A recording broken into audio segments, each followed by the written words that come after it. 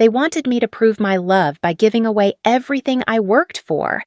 When I said no, my father tried to kill me in front of 200 wedding guests, but the secret her fiancé revealed that night, it destroyed them in ways they never saw coming.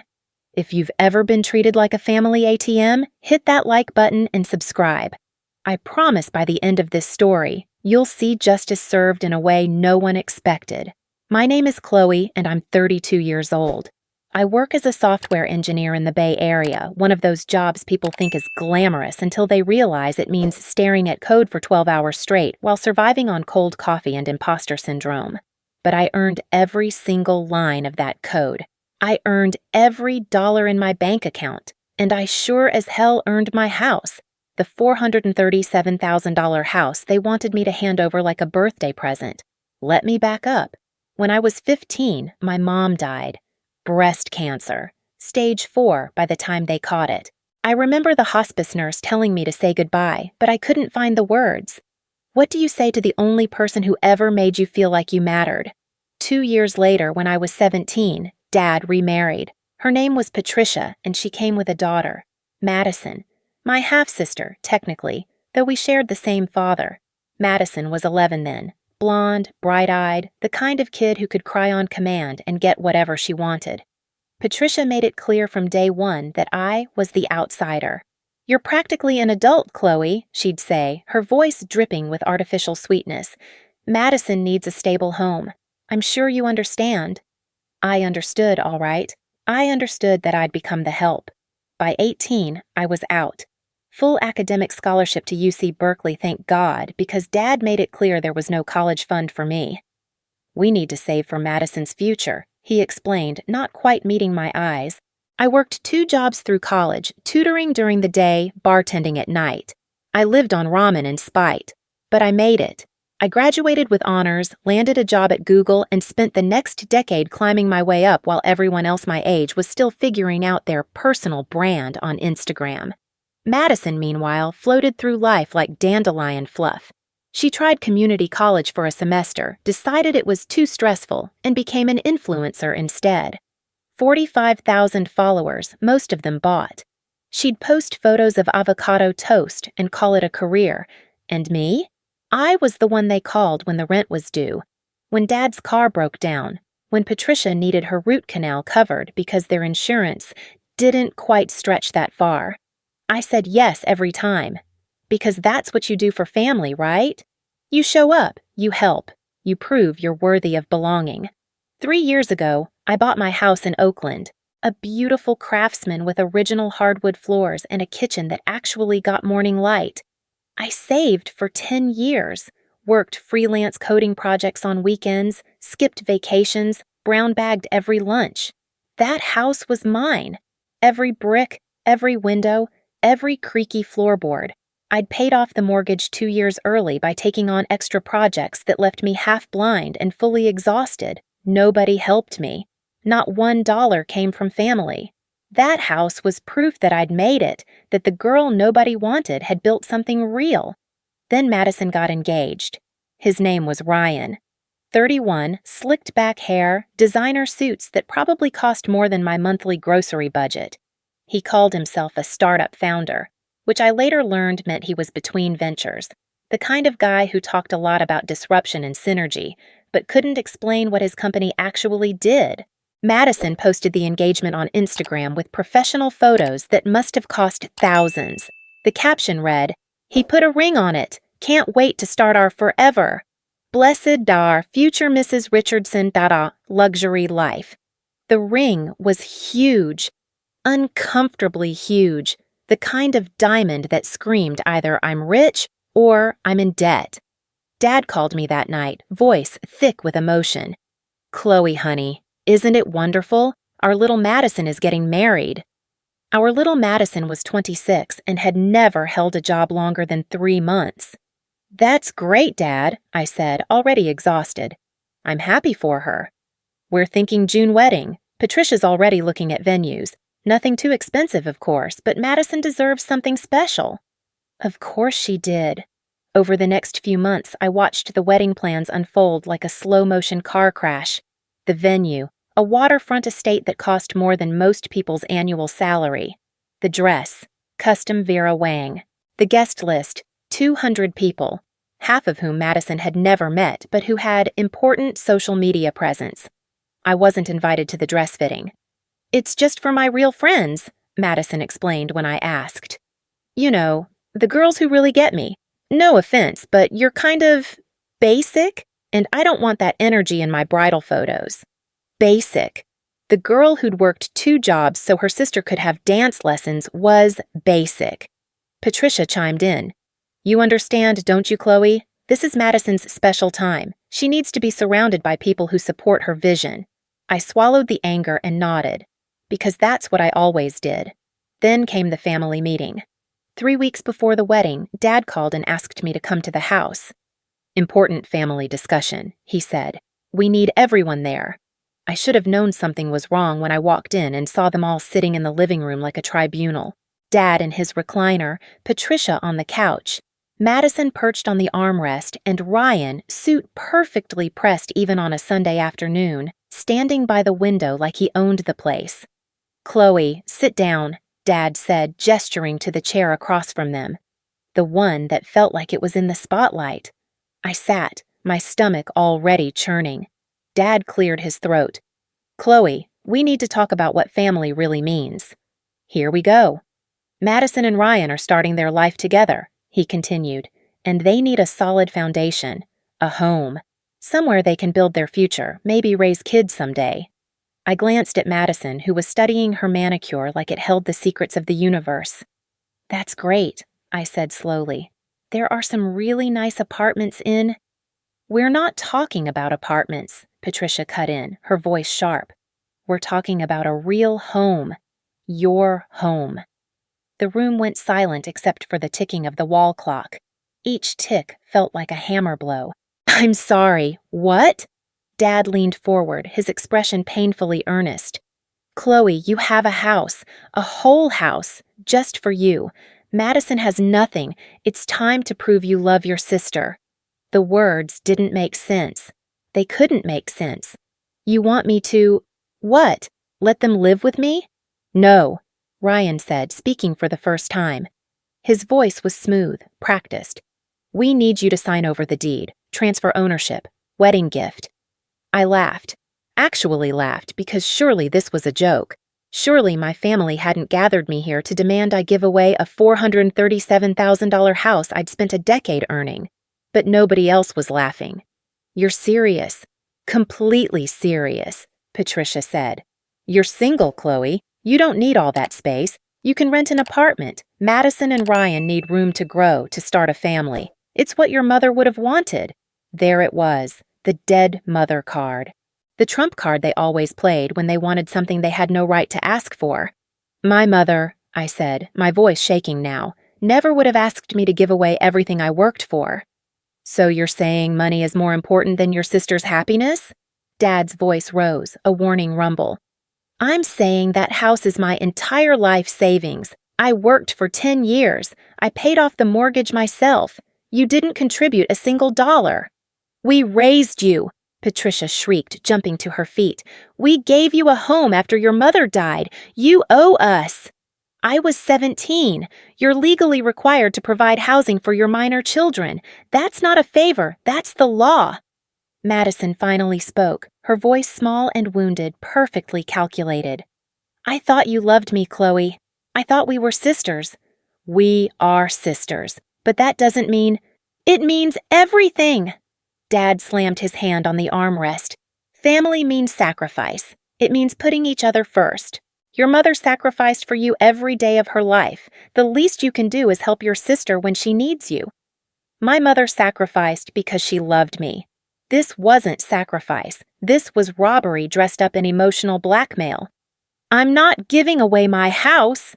The temperature in the room dropped 10 degrees. "Then you're selfish," Patricia said flatly. "Just like your mother, always thinking of yourself." The insult hit like a slap. Mom had been the most selfless person I'd ever known. She'd worked 3 jobs to keep us afloat after Dad's business failed. She'd gone without so I could have school supplies, winter coats, birthday cakes. "I'm leaving." I stood up, but Dad's voice stopped me. Chloe Elizabeth Morrison, if you walk out that door without agreeing to this, you'll regret it. I walked out anyway. The next week was hell. Daily phone calls from Dad telling me I was breaking the family apart. Text messages from Patricia calling me ungrateful, selfish, cruel. Madison posted cryptic Instagram stories, close-ups of her crying, captions like, "When family lets you down," and "Some people only care about material things." Her followers ate it up. My inbox filled with messages from strangers telling me I was a terrible sister, that I should be ashamed. I stopped sleeping, started questioning everything. Was I selfish? Was I wrong? Should family come before financial security? I called my therapist, Dr. Chen, who I'd been seeing on and off since Mom died. "Chloe," she said carefully, "what they're asking for isn't reasonable. This is a classic case of toxic family dynamics. They've conditioned you to believe your worth is tied to your usefulness. But your house isn't just property. It's your security, your stability, your proof that you survived and thrived despite everything they put you through. But what if they're right? What if I'm being selfish?" Protecting yourself isn't selfish. Setting boundaries isn't selfish. You worked for that house. You earned it. No one has the right to demand you give it away, family or not. Her words helped, but they didn't stop the guilt. 2 days before the wedding, Dad called one last time. "This is your final chance," he said, his voice cold. "If you don't do this, don't bother showing up tomorrow." My throat tightened. She's my sister. Of course I'm coming. "Then you better bring the house deed. That's your ticket in." He hung up. I stood in my kitchen, my beautiful, hard-earned kitchen, and cried for the first time in years. Not because I was changing my mind, but because I finally understood that no matter what I did, it would never be enough. I would never be enough. But I was going to that wedding anyway. I was going to bring a proper gift, a $2,000 check, generous by any standard. And I was going to hold my head high. I had no idea I was walking into a nightmare. The wedding day arrived with perfect California sunshine, the kind of weather that costs extra in wedding planning magazines. The venue was a waterfront estate in Sausalito, all manicured lawns and fairy lights and white roses that probably cost more than my first car. I wore a simple navy dress, nothing flashy, nothing that would draw attention. I'd learned long ago that in this family, being invisible was safer than being seen. The parking attendant directed me to the guest lot, and I walked up the stone pathway with my envelope clutched in my purse. $2,000. More than generous. More than they deserved. At the entrance, a woman with a clipboard and a practiced smile checked names. "Chloe Morrison," I said. She frowned, scanning her list. "I don't see you here." My stomach dropped. "I'm the bride's sister. I'm sorry, but if you're not on the list, check again, please." She did, her finger trailing down the page with agonizing slowness. Finally, she shook her head. "I have a note here that says guest plus 0. No name. Table 34. Guest plus 0. Not Chloe Morrison, sister of the bride. Not even a proper seat assignment. Just an anonymous afterthought at whatever table they'd stuck in the corner. "Where's table 34? She pointed toward the back of the venue, past the bar, past the dance floor, practically in the service corridor. "Near the restrooms. You can't miss it." I found my table, wobbly, half hidden behind a pillar, with 5 other people who looked equally confused about why they were there. One woman was on her phone, clearly at the wrong wedding. A couple was arguing in hushed whispers. The other 2 seats were empty. From where I sat, I could barely see the ceremony arch. I watched Madison walk down the aisle in her Vera Wang gown, thousands of dollars of silk and lace trailing behind her. She looked beautiful. She always looked beautiful. That had never been the problem. Ryan waited for her at the altar, looking like every rom-com groom, handsome, confident, completely certain this was his happy ending. The officiant began the ceremony. "We're gathered here today to celebrate the love between Madison and Ryan, surrounded by the people who matter most to them." I wasn't mentioned, not once. When it came time for the family recognition, the officiant smiled warmly. "The bride would like to thank her loving parents, Patricia and James, for their endless support and guidance. Dad and Patricia stood, beaming, soaking in the applause. No mention of the sister who'd helped pay for their car repairs, their medical bills, their endless emergencies. Madison and Ryan exchanged rings. She gave a little speech, her voice trembling with practiced emotion. Thank you to everyone who truly supports us, who believes in our love, who wants to see us succeed. Her eyes swept the crowd and landed on me for just a second, long enough for me to see the cold satisfaction there. Message received. The ceremony ended with cheers and applause. The guests moved to the reception area, a massive tent strung with thousands of tiny lights that must have cost a fortune. I stayed at table 34, picking at the sad chicken breast they'd served us. The couple next to me had left after the first course. The confused woman had wandered off to find the wedding she was actually supposed to attend. I was alone, hidden behind my pillar, watching my family celebrate without me. Around 9 p.m., after the first dance and the cake cutting and the endless toasts that praised Madison's grace and Ryan's ambition, I decided to leave. There was no point staying, no point pretending I belonged. I grabbed my purse and started toward the exit. That's when I heard my name. Chloe Morrison? I turned. A man stood there, tall and broad-shouldered, wearing an expensive suit that actually fit him properly, unlike Ryan's slightly too tight jacket. He had dark hair, sharp cheekbones, and eyes that seemed to catalog everything about me in 3 seconds flat. Yes? He smiled, and something about it made my pulse quicken. Not in a romantic way. In a this is important way. I'm Marcus Wellington. I've been looking for you. Do I know you? Not yet. He glanced around the reception, his expression unreadable. But I know Ryan, and I think you and I need to talk about why he's really marrying your sister. Before I could respond, a commotion erupted near the head table. Madison's voice, shrill with panic. Where is she? Where's Chloe? Marcus stepped closer, his voice dropping to barely a whisper. They're coming for you. I suggest you trust me, just for the next 5 minutes. Why should I? Because, he said, his eyes locked on mine. I can prove your sister's fiancé is a fraud, your family is in serious trouble, and you're the only one who can save them, or destroy them, your choice. Footsteps pounded toward us, Dad's voice, angry and getting closer. I saw her heading this way. Marcus extended his hand. 5 minutes, Chloe, that's all I'm asking. I looked at his hand, at his face, at the exit that was so close where I could just walk away from all of this forever, and then I heard Madison scream, she refused to give me her house. Can you believe it? My own sister. The crowd gasped. Something inside me snapped. I took Marcus's hand. 5 minutes. He pulled me toward the garden, just as Dad and Patricia rounded the corner and spotted us. Chloe, get back here! But we were already gone, disappearing into the shadows where the fairy lights didn't quite reach, where the real story was about to begin. Marcus pulled me through the garden, past clusters of guests smoking cigars and sipping champagne, until we reached a quiet corner near the koi pond.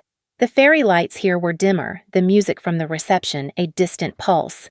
Talk fast, I said, pulling my hand free. Because in about 30 seconds, my father is going to find us, and this will get ugly. Marcus reached into his jacket and pulled out his phone. Ryan Richardson, that's what he's calling himself now, right? Yes. So? His real name is Ryan Caldwell, and 6 months ago, he tried to marry my sister. The world tilted slightly. What? Marcus scrolled through his phone and turned it toward me. A photo filled the screen. Ryan, same slicked hair, same practiced smile, standing next to a beautiful woman in a cocktail dress. The caption read, She said yes. Checked stars engaged. Checked stars forever starts now. The date was from 8 months ago. That's Veronica, my sister. He proposed to her at her family's estate in Napa. Told her he was a tech entrepreneur, that he'd sold 2 startups and was working on his 3rd. Said he needed a partner who understood the lifestyle. What happened? I'm a financial investigator, corporate fraud, asset tracing, that kind of thing. When Veronica told me she was engaged, I did what any protective brother would do. I ran a background check. He swiped to the next photo. A document, official looking, with Ryan's photo and the name Ryan James Caldwell at the top. He's a con artist, professional romance scammer. He targets women from wealthy families, proposes within months, and then before the wedding, he starts asking for money. Usually, it's a business opportunity, a real estate investment, something that sounds legitimate. He gets them to wire $50K, $100K, sometimes more. Then he disappears. My hands were shaking. How many women? That I can confirm? 7, probably more. He's been doing this for at least 5 years, moving up and down the West Coast. Different names, different backstories, but the pattern is always the same. I thought about Madison's engagement photos, the expensive ring, the luxury car Ryan drove. But he seems wealthy. The suits, the car, rentals and knockoffs. The ring is cubic zirconia set in silver. Looks impressive in photos, worthless in reality. The car is a lease he's probably 3 months behind on.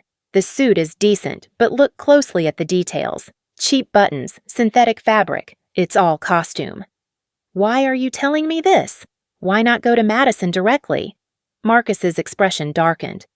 Because I tried that with Veronica. I showed her everything. The evidence, the previous victims, police reports. She didn't believe me. She thought I was jealous, that I couldn't handle her being happy. She cut me out of her life for 3 months. By the time she realized I was right, he'd already taken her for $80,000. Jesus. I tracked him here through a credit monitoring alert. When I saw the engagement announcement with your sister, I knew he was at it again. I've been trying to figure out the right way to approach the situation, and then I saw you sitting alone at that table and heard your sister's little speech. I put 2 and 2 together.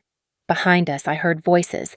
Dad's, Patricia's, both of them calling my name with increasing anger. I need to go, I said, but Marcus grabbed my arm gently. Wait. There's more. Tonight, after the reception, Ryan is planning to ask your father to invest in a business opportunity, a real estate development in Tahoe. He's already showed your dad preliminary paperwork, got him excited about being part of something big. The pitch is $200,000 for a 20% stake. My stomach dropped. My father doesn't have that kind of money. Exactly, which means he'll either take out a loan he can't afford or he'll come to you. Either way, Ryan wins. He gets his money and disappears, leaving your family in ruins. Why should I care? The words came out harder than I intended. They wanted me to give away my house. They've treated me like garbage my entire life. Maybe they deserve this. Marcus studied me for a long moment. Maybe they do. But from what I can see, you're not the kind of person who can walk away from family, even when they don't deserve your help. That's why you came to this wedding even after everything they said. That's why you're still here. He was right, and I hated him for it. Chloe, Dad's voice, closer now, furious. You have a choice, Marcus said quickly. You can walk away and let this play out. Ryan takes their money, disappears, and your family learns a very expensive lesson. Or you can help me expose him. Tonight. In front of everyone. How? I have evidence. Documents, testimony from previous victims, financial records. But I need someone who knows the family, someone they might actually listen to, someone who has nothing to gain from taking Ryan down. They won't listen to me. You heard Madison. I'm the selfish sister who won't give up her house. Then don't do it for them. Do it for yourself. Show them who you really are. Show them what real family looks like, even when they don't deserve it. Before I could answer, Dad and Patricia burst through the hedge, their faces twisted with rage. There you are, Patricia shrieked. Who the hell is this? Marcus stepped forward smoothly, extending his hand with a disarming smile. Marcus Wellington. I'm a friend of Chloe's from the Bay Area. Apologies for stealing her away. I haven't seen her in months and wanted to catch up. Dad ignored the hand. Chloe, we need to talk. Now. Actually, Marcus said, his voice pleasant but firm. I was hoping to speak with the father of the bride. I have a business matter to discuss, regarding Ryan Richardson. Dad's expression shifted from anger to confusion. What about Ryan? Perhaps we should have this conversation somewhere more private, with Ryan present, of course, and Madison, since this concerns her future. Patricia's eyes narrowed. Who are you really? I'm someone who cares about making sure this family doesn't make a terrible mistake. Now, shall we go back to the reception? I believe this is a conversation everyone needs to hear. The walk back to the reception felt like a death march. Dad kept shooting me suspicious glances. Patricia was on her phone, probably texting Madison a warning. Marcus walked beside me, calm and collected, like he confronted con artists at weddings every weekend. You sure about this? I whispered. Are you? I thought about my house, my decade of work, the $2,000 check in my purse that would never be enough. I thought about Madison calling me selfish in front of 200 people, about Patricia comparing me to my dead mother like it was an insult. Yeah, I said. I'm sure. We entered the reception tent. The party was in full swing. Drunk guests on the dance floor, others clustered around the bar. Madison and Ryan were at the head table, his arm around her shoulders, both of them looking like they'd stepped out of a magazine spread. Marcus walked straight toward them. The music seemed to quiet as we approached, or maybe that was just my imagination. Madison saw me first, her expression shifting from happiness to confusion to fury in 3 seconds flat. What is she doing here? Madison demanded. I thought we agreed. Madison, Ryan, Marcus said, his voice carrying despite the noise. My name is Marcus Wellington. I'm a financial investigator specializing in fraud cases, and I need to speak with you both about Ryan's previous engagement to my sister, Veronica Wellington. The color drained from Ryan's face. Madison laughed, high and nervous. Previous engagement? Ryan, what is he talking about? I have no idea, Ryan said, but his voice cracked slightly. I've never heard of any Veronica Wellington. This guy is crazy. Marcus pulled out his phone and turned it toward Madison. This is my sister, and that's your fiancé proposing to her 8 months ago in Napa Valley. Madison stared at the photo, her smile frozen in place. This is photoshopped or something. Ryan, tell him. But Ryan was already standing, his chair scraping loudly against the floor. This is harassment. I'm calling security. Please do, Marcus said calmly. I'm sure they'd be very interested in the warrant out for your arrest in Oregon. Fraud, identity theft, and theft by deception. Should I continue? The nearby guests had stopped dancing, stopped talking, all of them turning to watch the drama unfold. Dad pushed his way forward. What the hell is going on here? Marcus turned to him. Mr. Morrison, has Ryan approached you about a real estate investment opportunity in Tahoe? Asked you to invest $200,000 for a stake in a development project? Dad's face went pale. How do you know about that? Because it's not real. None of it is real. Ryan Caldwell, that's his real name, is a professional con artist. He's done this to at least 7 other women that I can confirm. He proposes, builds trust, and then right around the wedding, he starts asking for money. Large sums, business investments, emergency loans, down payments on houses, and then he disappears. That's insane! Madison's voice was shrill now, panicked. Ryan loves me. Tell them, baby. Tell them this guy is lying. Ryan was backing away slowly, his eyes darting toward the exits.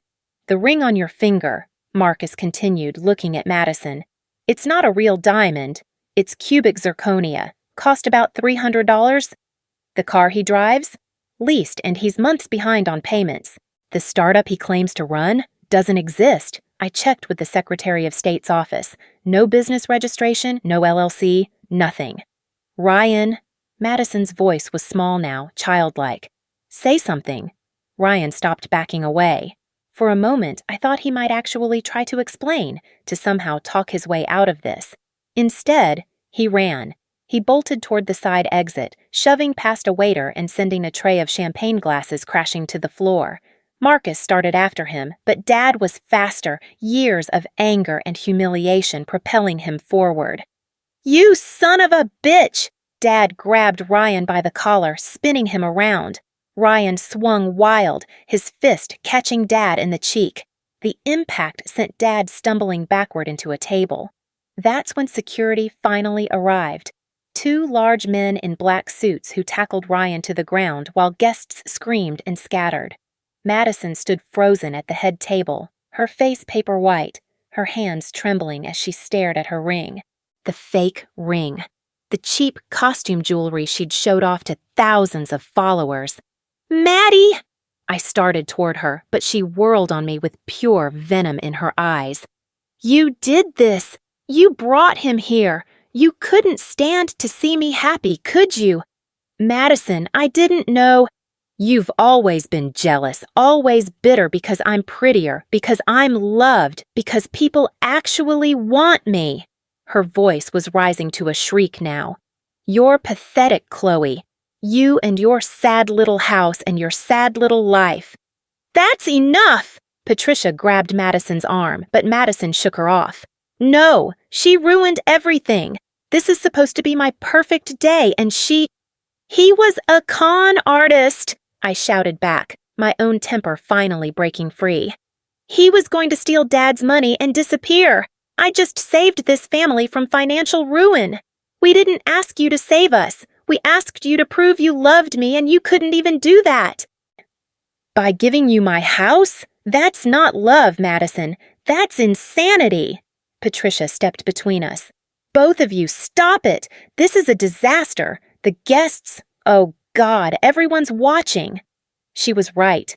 200 people stood in horrified silence, their phones out, recording every second of the Morrison family implosion. Dad climbed to his feet, his cheek already swelling from Ryan's punch. Security had Ryan in zip ties now, calling the police on their radios. Madison collapsed into her chair, her perfect wedding dress pooling around her like a deflated parachute. She was crying, ugly sobs that smeared her makeup down her face. I should have felt vindicated, triumphant even. I'd been right. They'd been wrong. They'd almost handed over $200,000 to a criminal, and I'd stopped it. But all I felt was empty. Marcus appeared at my elbow. "Police are on their way. They'll want statements from all of you. I need to go." Chloe, I need to go," I repeated, already walking toward the exit. I made it halfway across the reception tent before I heard the heavy footsteps behind me. "Chloe Elizabeth Morrison, don't you dare walk away from this." Dad's voice, still angry, still demanding. I turned slowly. "What do you want from me?" He stood there, his suit rumpled, his face bruised, his carefully constructed world crumbling around him. Behind him, Patricia was trying to calm Madison. Guests were fleeing to their cars. The wedding cake sat untouched, a monument to wasted money and shattered illusions. "You knew," Dad said. "You knew about Ryan, and you didn't tell us." "I found out 20 minutes ago. Marcus told me in the garden." "You should have come to us immediately." "Like you came to me before demanding my house? Like you included me in any of the wedding planning? Like you gave me a real seat instead of hiding me in the back like I was someone to be ashamed of?"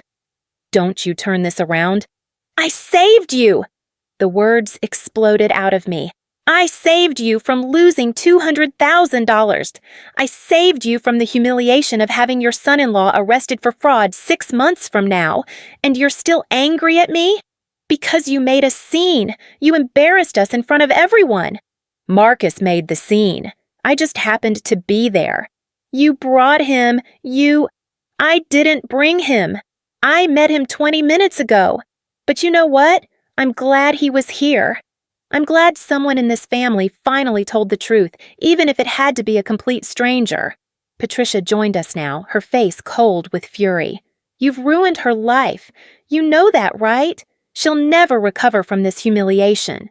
"She'll recover," I said flatly. "Madison always recovers. Because people like you never let her face consequences.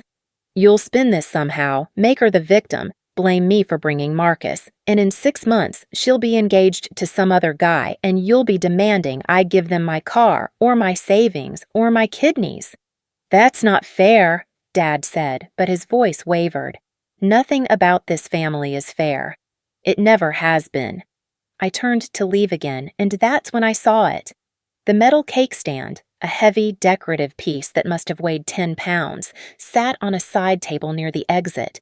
And Dad was moving toward it, his face twisted with rage, his hands reaching out. Everything happened in slow motion. Dad grabbed the cake stand. Patricia screamed, "James, no!" Marcus lunged forward, but he was too far away.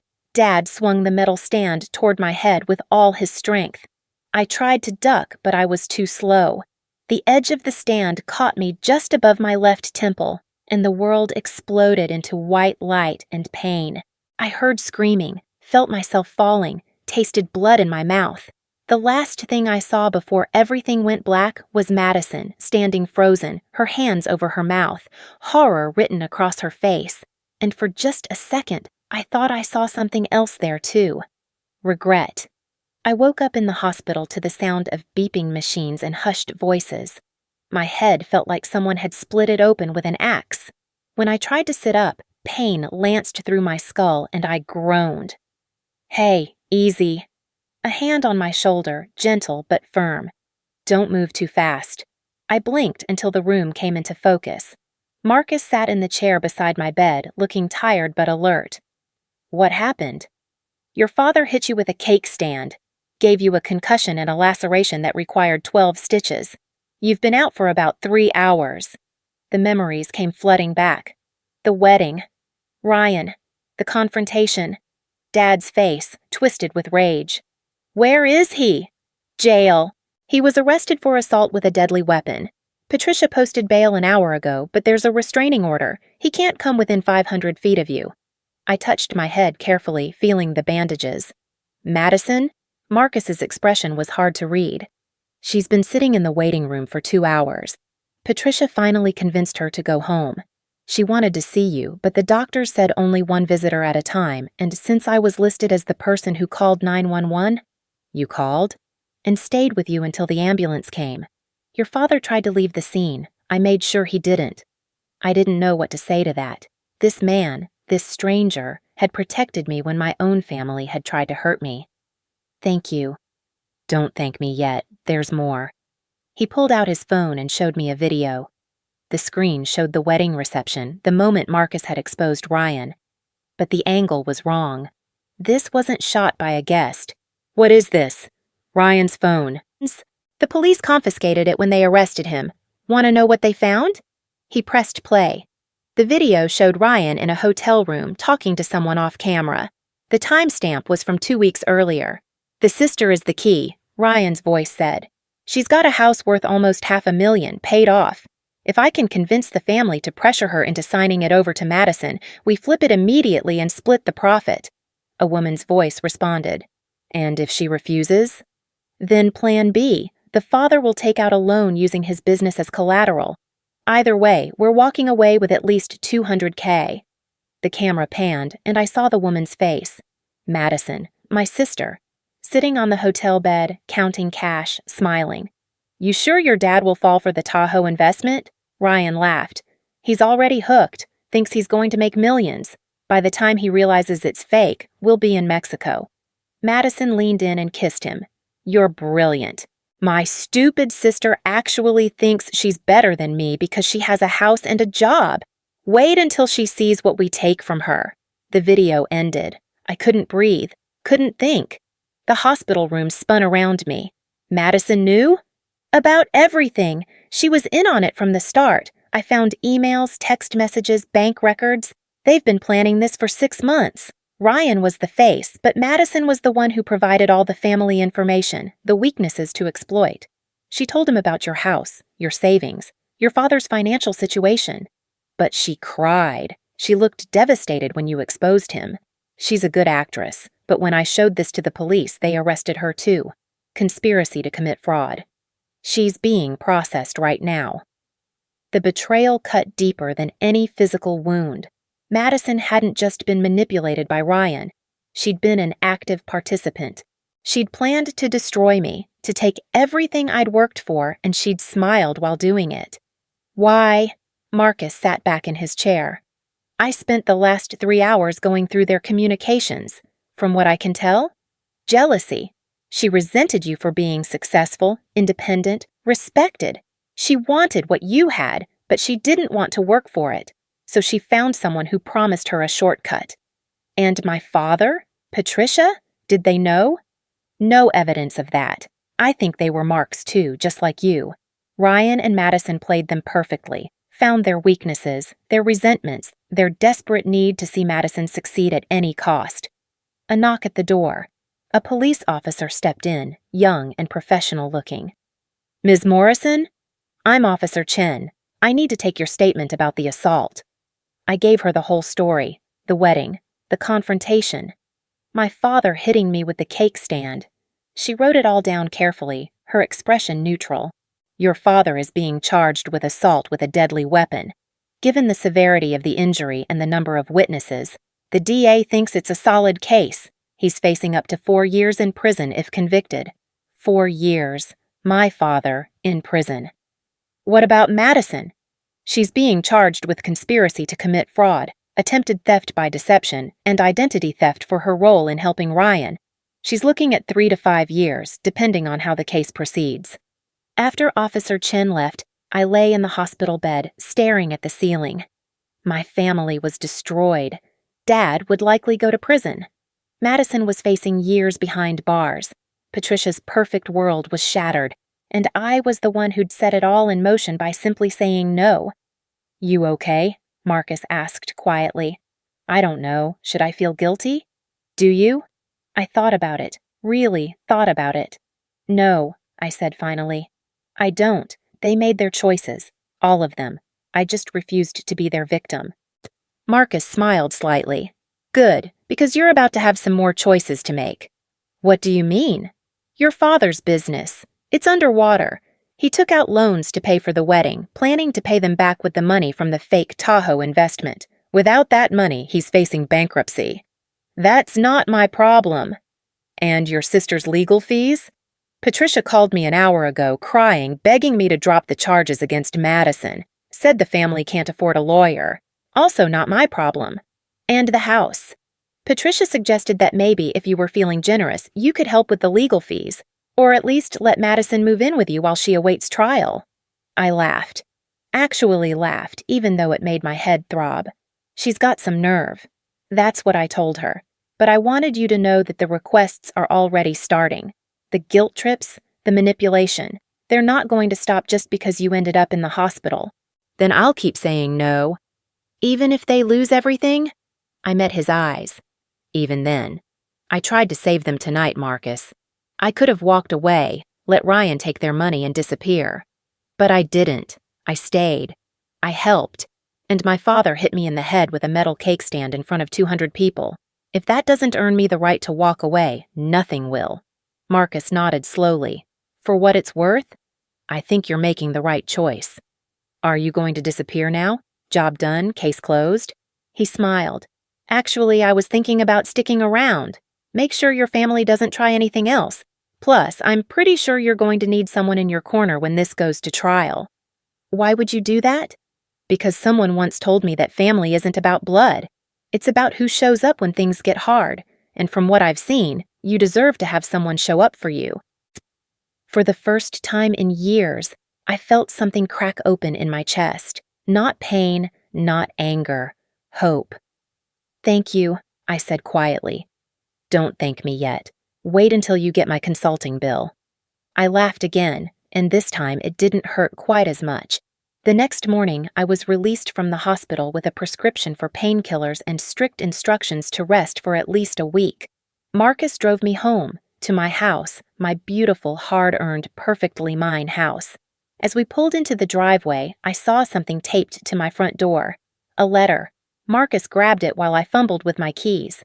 Inside, the house was exactly as I'd left it. Quiet, peaceful, safe. "You want me to open this?" Marcus held up the letter. "Go ahead." He tore open the envelope and pulled out a single sheet of paper, handwritten in shaky letters. "It's from Madison." My stomach tightened. "What does it say?" Marcus read aloud. "Chloe, I know you'll never forgive me. I don't even know if I can forgive myself. But I need you to understand. I was so tired of being less than you, less smart, less successful, less worthy. Everyone always compared me to you, and I always came up short. Ryan made me feel special. He made me feel like I deserved something big, something easy. I know that's not an excuse. I know what we did was wrong. But I never wanted Dad to hurt you. I never wanted any of this. I'm sorry." Madison. Silence filled my living room. "What do you want to do with this?" Marcus asked. I thought about Madison at 11 years old, bright-eyed and excited to have a big sister. I thought about the years of resentment, the comparisons, the pressure to be perfect without any of the tools to get there. I thought about the woman in the hotel room, counting stolen cash and laughing. "Nothing," I said. "There's nothing to do. She made her choices. Now she gets to live with them." "That's it? No response?" "That's it." Marcus folded the letter carefully and set it on my coffee table. "I have to say, I'm impressed. Most people would want revenge, or at least closure. I have closure. I'm alive, I'm free, and I'm never giving them another piece of myself. That's all the closure I need." 6 months later, I sat in a courtroom watching my father get sentenced to 3 years in prison with 1 year suspended. He looked smaller somehow, diminished in his orange jumpsuit. When the judge asked if he had anything to say, he looked at me for the first time since the wedding. "I'm sorry, Chloe. I was angry, and I was wrong." Too little, too late. Madison got 2 years with 18 months suspended, plus restitution to Ryan's other victims. She cried through the whole sentencing, and Patricia held her hand. Ryan got 6 years in state prison. No tears from him, just cold calculation until the very end. Outside the courthouse, Marcus waited by his car. "How do you feel?" "Free," I said honestly. "I feel free." "What's next for you?" I thought about my house, my job, my life that I'd built from nothing. I thought about the space I'd created by finally setting boundaries, by refusing to set myself on fire to keep others warm. "I'm going to live," I said simply, "on my own terms, with my own people." Marcus smiled. "Speaking of which, I was wondering if you'd like to grab dinner sometime. Nothing fancy, just 2 people who've been through hell and survived." I looked at him. This stranger who'd become an ally, who'd shown up when no one else had, who'd asked for nothing in return. "I'd like that." As we drove away from the courthouse, I looked back one last time at the building where my family's fate had been sealed. I didn't feel sad. I didn't feel guilty. I felt like I could finally breathe. They'd wanted me to prove my love by giving away everything I'd earned, but I'd proven something else instead. That I was worth more than they'd ever valued me. That my boundaries mattered. That saying no wasn't selfish, it was survival. And in the end, the secret that destroyed them wasn't one Ryan revealed. It was the one I'd been hiding from myself for years. That I deserved better. That I'd always deserved better. And I was done apologizing for taking up space in my own life.